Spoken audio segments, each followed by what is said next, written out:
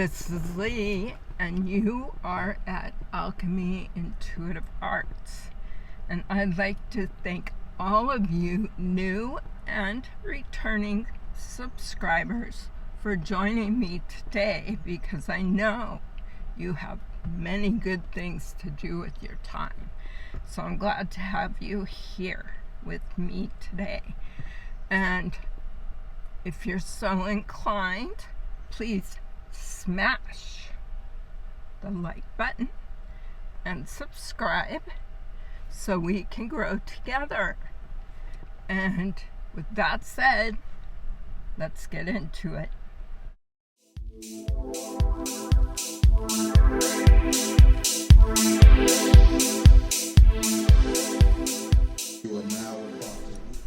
So today's video is going to be about the power of creating your dreams. And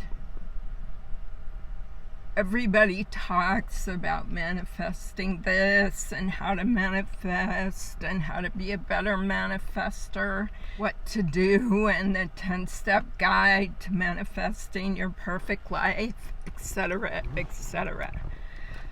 If you're anything like me, you found that these aren't quite the path forward in how to manifest. I've been thinking about it for a long time, and I've been thinking about the times that I was able to manifest things that I wanted and things that were very specific in terms of what I wanted.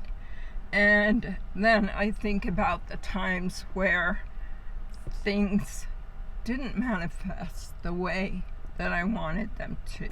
One thing about manifesting that I've learned, and I want to share with you today, is a piece that most people don't talk about. I believe this is one of the most important pieces to the puzzle of manifesting. And that has to do with limiting beliefs.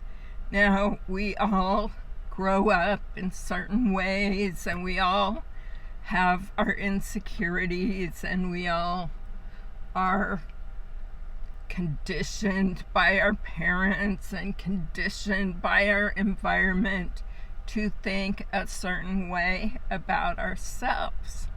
Perhaps you were bullied. Confirmation. Perhaps you grew up in a household that didn't really give you much self-esteem, that didn't encourage you to have unlimited beliefs in yourself. Maybe you were told by the media that you're not good enough, or your history won't allow you to do something, or, that for whatever reason, maybe how much you make, or, where you went to school, or things like that, that you may be limited by achieving your greatest dreams. And these are different types of limiting beliefs that I've had, and I'm sure many of you have had.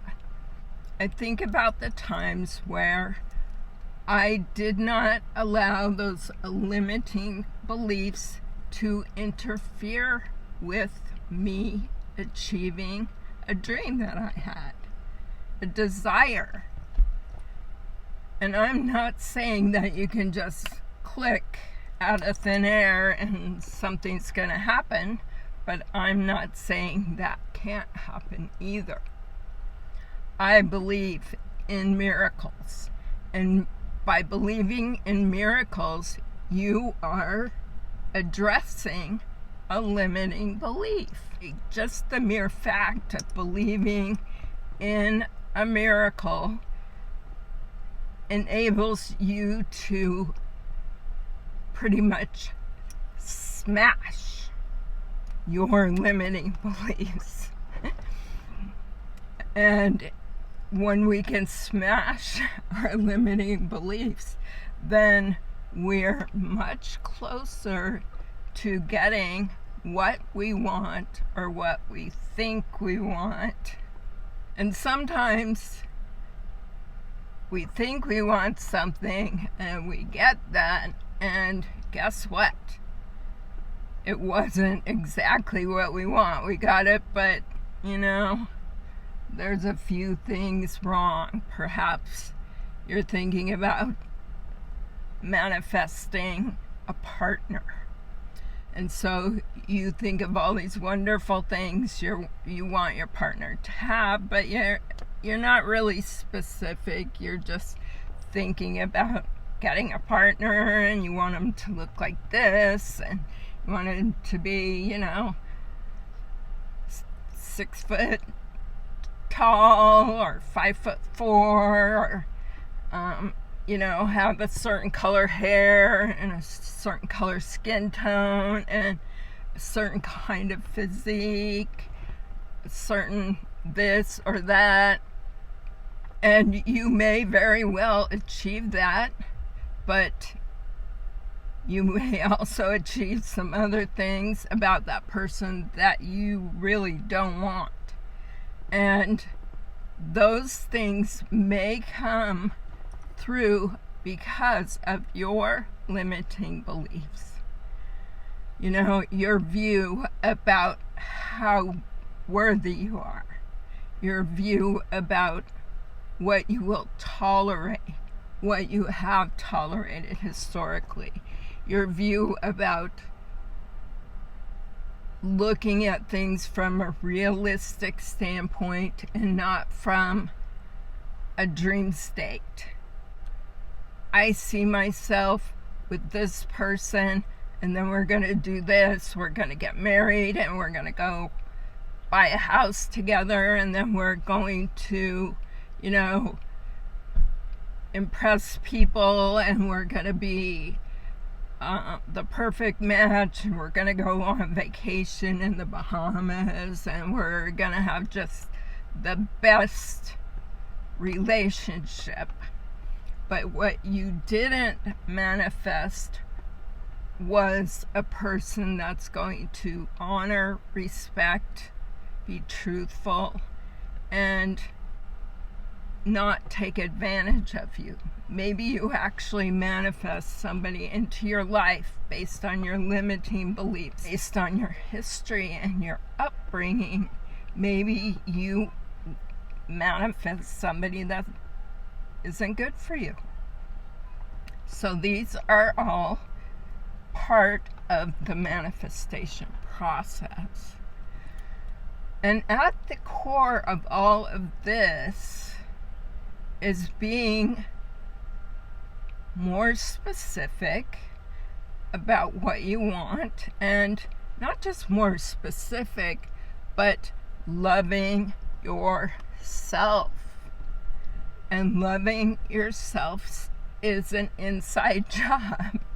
It doesn't start with somebody else, it doesn't start with how much cash flow somebody has, or it doesn't start with, who you can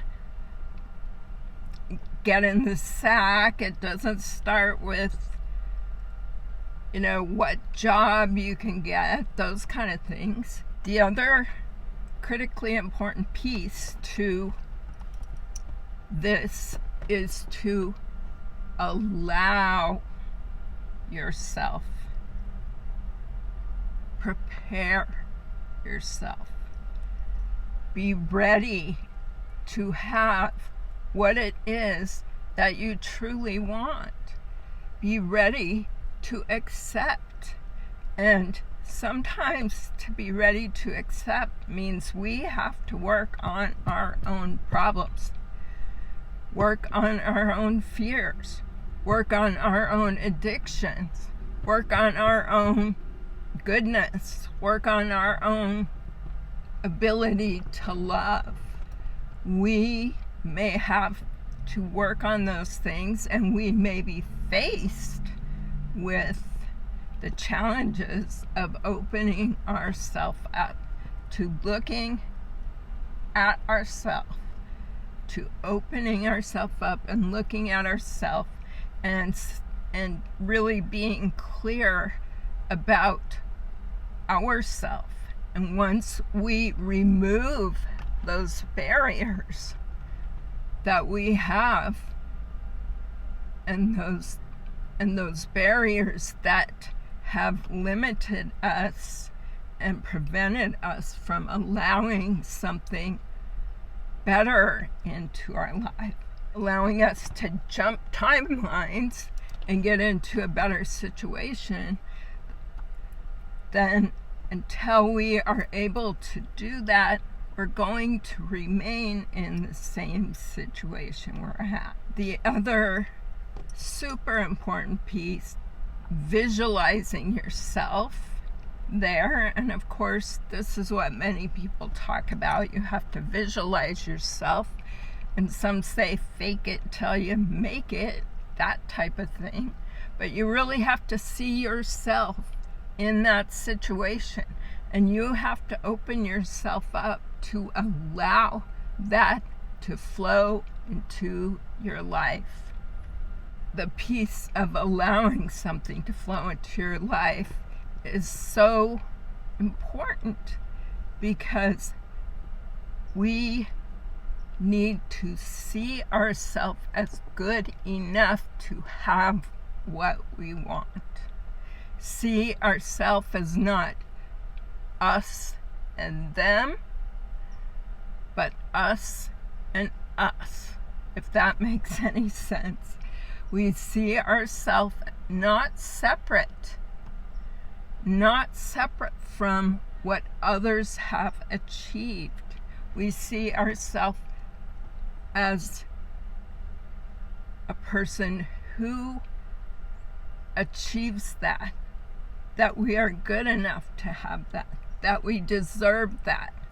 And along with that is the concept of the universe being an unlimited source of abundance.